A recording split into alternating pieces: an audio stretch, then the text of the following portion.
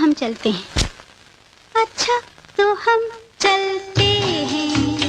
ঢালিউডের অন্যতম আলোচিত ও গ্ল্যামারাস চিত্রনায়িকা পরীমণি রূপালী পর্দার কাজের চেয়ে ব্যক্তিগত জীবন, সমসাময়িক নানা ইস্যু আর সামাজিক যোগাযোগ মাধ্যমে সরব উপস্থিতির কারণে বছরের প্রায় পুরোটা সময়ই খবরের শিরোনামে থাকেন এই নায়িকা।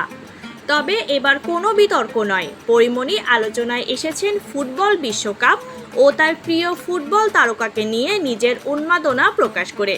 সম্প্রতি এক সাক্ষাৎকারে আর্জেন্টিনার প্রতি নিজের আকাশচুম্বী ভালোবাসার কথা অকপটে স্বীকার করেছেন এই নায়িকা।